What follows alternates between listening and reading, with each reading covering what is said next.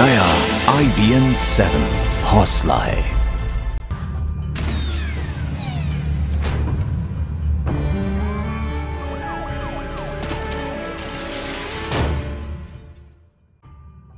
नमस्कार, स्वागत है आप सभी का क्राइम न्यूज में। मैं हूं आपके साथ किटी बहल। आज बुलेटिन में सबसे पहले हम आपको दिखाने जा रहे हैं मोबाइल कैमरे पर रिकॉर्ड की गई दिल दहलाने वाली तस्वीरें। एक महिला को कुछ लोगों ने मिलकर सरे बाजार पीटा। उस पर तब तक डंडे बरसाए गए जब तक कि महिला अचेत नहीं हो गई। उस महिला का कसूर सिर्फ इतना था कि उसने अपने हक की मांग की और हैरानी की बात यह है कि उसकी पिटाई करने वालों में महिलाएं भी शामिल थी।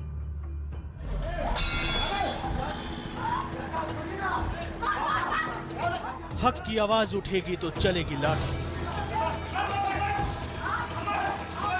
इस महिला ने उठाई आवाज तो देखिए क्या हुआ अंजाम।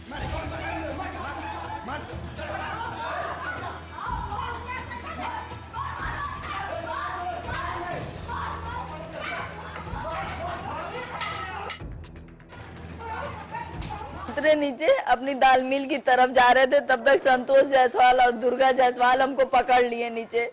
अब पकड़ के हमारे साथ बदतमीजी की है और हमको जान से मारने के लिए रॉड लिए थे। उसी रॉड से बहुत मारा भैया हमको, हमारे घुटना तक तोड़ दिया उन लोगों ने। अब हम चल भी नहीं पाएंगे। ये सुनीता है। सुनीता के साथ हुए वहशियाना सलूक को देखकर हर कोई सिहर उठा। एक महिला सरे बाजार दिन दहाड़े पिटती रही और कोई उसकी मदद के लिए सामने नहीं आया। दरअसल सुनीता का अपने रिश्तेदार के साथ एक जमीन को लेकर विवाद चल रहा है। इसी बात को लेकर इसके एक रिश्तेदार ने सुनीता से गाली गलौज की। इस पर सुनीता ने उसका विरोध किया तो उसके रिश्तेदार जानवर बन गए। पहले तो मर्दों ने उसे काबू करने की कोशिश की और उसे जमीन पर फेंक दिया। इसके बाद मोर्चा महिलाओं ने संभाल लिया। उस पर ताबड़तोड़ डंडे बरसने लगे।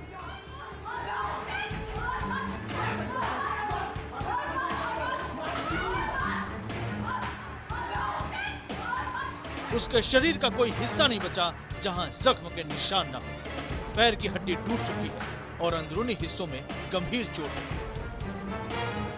3-4 लोग थे जिसको तो हम पहचानते नहीं है। वो लोग निकले गैस कटर लगा के हमारी दुकान को काट के अपने अंडर में ले लिया उन लोगों ने। जबकि सीओ साहब ने उनको डांटा भी था। इसके पहले थाना उनका सपोर्ट करता है, राजनाथ सिंह थे, उन्होंने ही कब्जा करवाया था। आज हम 1.25 साल से परेशान है एकदम। और एसपी के पास भी गए थे, उन्होंने भी डांट के भगा दिया हमको। मेरी नहीं सुई, कहीं कोई मेरी सुई। इनकी चोट थोड़ा गंभीर है। दाहिना पैर की जो पटला हड्डी होती है टूट के दोनों अलग अलग हो गई है। तो हड्डी के साथ साथ अंदर भी कंटूजन होगा और उसको मतलब सोचते कि हर स्टेज में बेस को इलाज किया जाए। हाँ, चोट निशान भी है। हड्डी जो चक्रा होता है वो टूट गया है, टूट कर 2 पार्ट में हो गया है। हो सकता है इसका ऑपरेशन भी करना पड़े। देवरिया के बरहज इलाके में रहने वाली सुनीता अपनी जमीन के लिए काफी वक्त से दबंगों से लड़ रही है। इस मामले को लेकर वो कई बार अधिकारियों के चक्कर काट चुकी है, लेकिन उससे कोई मदद नहीं मिली। पुलिस ने इस मामले में दोनों पक्षों पर मारपीट का मुकदमा दर्ज किया है। इससे आप अंदाजा लगा सकते हैं कि पुलिस कितने निष्पक्ष तरीके से काम कर रही है। जिसकी पिटाई हुई है, जो अस्पताल में भर्ती है, उसी के खिलाफ मारपीट करने का केस बना दिया गया। जो पीड़िता है उसकी तहरीर पे मुकदमा लिखा जा चुका है, उनका मेडिकल कराया गया है। मेडिकल के बाद जो उसमें एक फ्रैक्चर आया उनके पैर में, तो इसमें 325 IPC की धारा बढ़ी है। और जो वीडियो में से उनसे क्लियर हो रहा है कि उसमें जो मारने में 5 से अधिक लोग हैं और डंडे से मार रहे हैं, तो उसमें 147, 148, 149 धारा की भी बढ़ोतरी की गई है। और इसमें जो है जल्द ही इसमें जो मुख्य अभियुक्त हैं उनको गिरफ्तार कर लिया जाएगा। मारपीट की ये तस्वीरें बता रही हैं यूपी में गुंडों और दबंगों का बोलबाला है और पुलिस उसी का साथ दे रही है। जो पहले से मजबूत है, जो कमजोर है, वो अस्पताल में बैठकर आंसू बहाने को मजबूर है। Bureau report IBN 7। हमारा समाज किस कदर संवेदनहीन हो चला है, ये तस्वीरें खुद बयां करती है। ये खबर तो यूपी के एक छोटे से शहर की थी, लेकिन मेट्रो शहरों में भी पढ़ी लिखी महिलाएं आज महफूज नहीं हैं। मुंबई में एक मॉडल के साथ गैंगरेप किया गया और इस वारदात को अंजाम देने वाले 6 लोगों में से 3 पुलिस वाले ही थे। उस मॉडल की शिकायत पर आरोपियों को गिरफ्तार कर लिया गया है, लेकिन इंसाफ की राह काफी मुश्किल है क्योंकि खुद वर्दी वालों के दामन पर दाग लगा है। नाम Sunil Khapte, assistant inspector Mumbai police, आरोप बलात्कार। नाम Suresh Suryavanshi, assistant inspector Mumbai police, आरोप बलात्कार। नाम कोड़े, कांस्टेबल मुंबई पुलिस, आरोप बलात्कार। इन पुलिस वालों पर संगीन आरोप लगे हैं और आरोप लगाया है एक मॉडल ने। बलात्कार पीड़ित मॉडल की माने तो इन तीनों ने अपने साथियों के साथ मिलकर दरिंदगी की सारी हदें तोड़ी। इन्होंने पहले तो मॉडल को अगवा किया, उसके साथ थाने में मारपीट की और फिर उसके साथ बलात्कार किया। पुलिस वालों की दरिंदगी की ये कहानी कभी सामने नहीं आती अगर खुद मुंबई पुलिस कमिश्नर ने इस मामले में दखल नहीं दिया होता। तारीख 21 अप्रैल 2015, जगह साकिनाका, मुंबई। मुंबई के एक 5 स्टार होटल में मॉडल असाइनमेंट के सिलसिले में पहुंची। इसी दौरान पुलिस की एक टीम ने होटल पर छापा मारा। पुलिस को खबर मिली थी कि यहाँ पर सेक्स रैकेट चल रहा है। इस टीम में शामिल थे असिस्टेंट इंस्पेक्टर सुनील खापटे, सुरेश सूर्यवंशी और कांस्टेबल कोड़े। इन लोगों ने मॉडल पर वेश्यावृत्ति का आरोप लगाया और जेल में डाल देने की धमकी दी। मॉडल अपनी सफाई में कुछ कह पाती उससे पहले आरोपी पुलिस वाले उसे लेकर साकिनाका पुलिस स्टेशन चले गए। यहाँ पर मॉडल के साथ लूटपाट की गई और फिर उसे पुलिस चौकी ले जाकर उसके साथ जबरदस्ती की गई। मेरे 8 एक्यूज मेरे पास है। क्या नाम है आपके जो वकील है, उनके नाम क्या है और उनके ऊपर आरोप क्या लगे हैं? उनके ऊपर जो है फॉल्स एलिगेशंस है कि वो रेप्स किया और कुछ पैसा लिया, उस गोल्ड लिया, ऐसा उनका आरोप है। उसके लिए कोर्ट को हम आर्गूमेंट किया। उन्होंने 14 दिन पुलिस कस्टडी मांगा था, लेकिन कोर्ट ने ओनली 5 डेज पुलिस कस्टडी दे दिया है और वो इन्वेस्टिगेशन करने के लिए उनको 5 दिन का पुलिस कस्टडी दिया है। पीड़ित महिला ने जब आरोपी पुलिसकर्मियों की शिकायत की तो कोई कार्रवाई नहीं हुई। आखिरकार उसने मुंबई पुलिस कमिश्नर राकेश मारिया से मुलाकात कर अपनी आप बीती सुनाई। इसके बाद पुलिस ने कार्रवाई करते हुए तीनों आरोपी पुलिसकर्मियों समेत 6 लोगों को गिरफ्तार कर लिया है। आरोपियों को कोर्ट ने पुलिस हिरासत में भेज दिया है। जांच अधिकारियों ने होटल और साकिनाका पुलिस स्टेशन के सीसीटीवी फुटेज को कब्जे में लेकर उसकी जांच शुरू कर दी है। ऐसा पहली बार नहीं हुआ है कि मुंबई के पुलिस अधिकारियों पर बलात्कार जैसे संगीन आरोप लगे हों। इस मामले में भी पीड़ित महिला ने आरोप लगाया है कि उसके साथ बलात्कार और कहीं नहीं बल्कि मुंबई के पुलिस चौकी के अंदर हुआ है। इस मामले में सबसे बड़ा सवाल ये खड़ा होता है कि जो मुंबई पुलिस महिलाओं की सुरक्षा को लेकर बड़े बड़े दावे करती है, अगर उन्हीं अधिकारियों के ऊपर ऐसे आरोप लगेंगे तो महिलाओं की सुरक्षा कौन करेगा। मुंबई से कैमरामैन मयूर जानवलकर के साथ विवेक गुप्ता, IBN 7। ये तो बात हुई महिलाओं की सुरक्षा की, लेकिन अब बात उस महिला की जिसने मुंबई पुलिस की नाक में दम कर रखा था। वो ड्रग्स की दुनिया पर बेखौफ राज करती थी। लोग उसे बेबी नाम से जानते थे। आरोपों के मुताबिक पुलिस के कई आला अधिकारी ही उसकी मदद कर रहे थे, लेकिन अब उसे गिरफ्तार कर लिया गया है। ड्रग्स की दुनिया की ये बेबी अब ऐसे ऐसे राज खोल रही है जिससे कई सफेदपोश बेनकाब होने वाले हैं।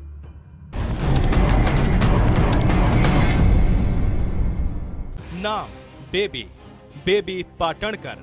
बेबी जैसा किरदार अब तक आपने फिल्मों में देखा होगा, लेकिन आपने अब तक जो देखा, अब तक जो सुना, बेबी उन सब से अलग है। मुंबई में ड्रग्स की दुनिया में सबसे बड़ा नाम है बेबी। बेबी अपना गिरोह चलाती है। मुंबई समेत देश के कई शहरों में ड्रग्स की हर लेन देन पर बेबी की नजर होती है। वो जुर्म की काली दुनिया की ऐसी मलिका है जिसके आगे पुलिस वाले भी सिर झुकाते हैं। 22 अप्रैल को जब बेबी पाटणकर मुंबई पुलिस के हत्थे चढ़ी तो उसे खुद भी अंदाजा नहीं था कि बेबी ड्रग्स की दुनिया में कितनी मजबूती से पैर जमा चुकी है। वो सालों तक पुलिस को छकाती रही। बताया जाता है कि उसके कारोबार को बुलंदी तक पहुंचाने में खुद पुलिस वालों ने उसका साथ दिया और यही वजह है कि वो हर बार गिरफ्तारी से बचती रही। लेकिन अब बेबी ने अपने गुनाहों की तिजोरी खोल दी है और उसमें से जो सच निकलकर बाहर आ रहा है वो चौंका देने वाला है।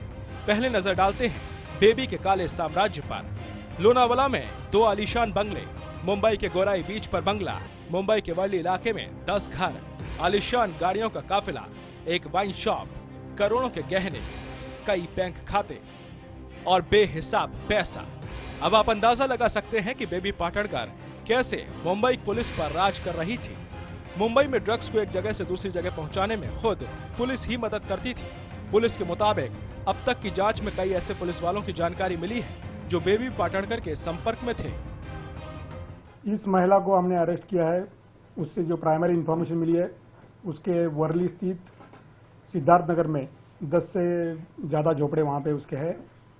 इसके अलावा लोनावाला में उसका एक बंगलो है, पुणे घोरपड़ी में एक घर है और लाखों रुपए का सोना उसने परचेज किया था। आईसीबी इंफॉर्मेशन सामने आ रही है। पुलिस उससे उसके प्रॉपर्टी के बारे में इंफॉर्मेशन प्राप्त कर रही है। पुलिस को शक है कि बेबी का ये कारोबार मुंबई के अलावा गोवा, गुजरात, राजस्थान, दिल्ली, बेंगलुरु, पंजाब और चेन्नई जैसे बड़े महानगरों तक फैला था। बेबी के लिए काम करने वाले लोग रेव पार्टियों में ड्रग्स पहुंचाते थे और पुलिस कभी उनको हाथ नहीं लगाती थी। बताया जा रहा है कि ड्रग्स से कमाई का बड़ा हिस्सा आईपीएस अधिकारियों से लेकर इनकम टैक्स अधिकारियों तक पहुंचाया जाता था। जांच अधिकारियों का कहना है कि बहुत जल्द कुछ बड़े सरकारी अधिकारियों की गिरफ्तारी हो सकती है। फिलहाल बेबी पाटणकर को 28 अप्रैल तक पुलिस हिरासत में भेज दिया गया है। इस पूरे मामले में मुंबई पुलिस ये जांच कर रही है कि आखिरकार महिला ड्रग तस्कर के संपर्क में कौन कौन से पुलिस अधिकारी थे जिसके इशारे पर पूरे राज्य में ड्रग का काला कारोबार चल रहा था। पुलिस इस मामले में उस नेता की भी जानकारी निकाल रही है जिसके इशारे पर ड्रग का यह पूरा खेल चल रहा था। मुंबई से कैमरामैन रमेश के साथ विवेक गुप्ता, IBN 7।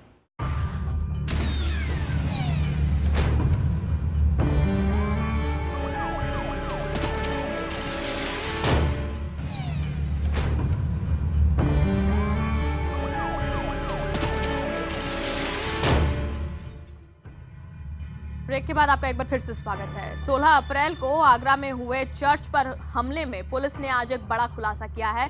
16 अप्रैल को आगरा के रकाबगंज इलाके में एक चर्च पर हमला हुआ था। पुलिस के खुलासे की माने तो चर्च पर हमले का आरोपी एक रिक्शा चलाने वाला है। पुलिस ने चर्च पर हमले की वजह का भी खुलासा किया है। उनके मुताबिक ये रिक्शा चालक पिछले 1 महीने से एक महिला को बिठाकर चर्च ले जाता था और हैदर का दावा है कि इस 1 महीने में उसकी चर्च जाने वाली इस महिला से नजदीकी बढ़ गई और वो उससे शादी करने के ख्वाब देखने लगा। यहाँ तक कि उसने इस महिला के साथ शादी करने की योजना बना ली थी। पुलिस के मुताबिक चर्च पर हमले का अपना गुनाह कबूलते हुए इस रिक्शे वाले ने बताया कि एक दिन वो महिला उसे बिना बताए गायब हो गई और जब लगातार 15 दिनों तक नहीं आई तो उस पर जुनून सवार हो गया। एक दिन वो शराब के नशे में चर्च गया और वहां उसने जमकर तोड़फोड़ की। पुलिस के मुताबिक इस रिक्शा चालक ने एक महिला से प्यार की वजह से ऐसा किया। चलिए फिलहाल इसी के साथ बुलेटिन में बस इतना ही। छोटा सा ब्रेक हम ले रहे हैं। ब्रेक के बाद खबरें जारी हैं।